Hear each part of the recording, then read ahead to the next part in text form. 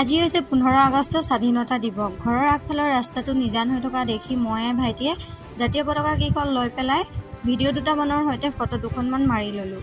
ঘৰৰ ওচৰতে থকা খেলপথাৰ এখনত ওচৰ চুবুৰীয়াসকলে পতা প্ৰায়বোৰ প্ৰতিযোগিতাতে অংশগ্ৰহণ কৰিলোঁ। পুৰস্কাৰ পাম বা নাপাওঁ তাক ভাবি নাথাকি স্কুলৰ দৰেই বন্ধু-বান্ধৱী, ভণ্টি আৰু গাঁৱৰ মানুহবোৰৰ সৈতে বহুত ফূৰ্তি কৰিলোঁ।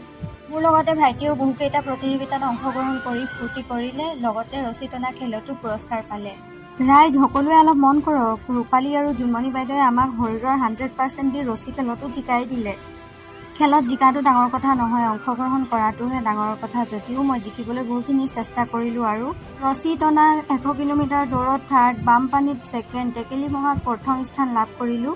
অনুষ্ঠানটো সৰুকৈ পতাৰ বাবে পুৰস্কাৰসমূহ সৰু-সুৰা আছিল যদিও মনটো ভাল লাগি গ'ল। মোৰ লগতে ভণ্টি আৰু লগৰজনীও বহুকেইটা পুৰস্কাৰ পালে আৰু আজিৰ দিনটো এনেকৈ সমাপ্ত হ'ল।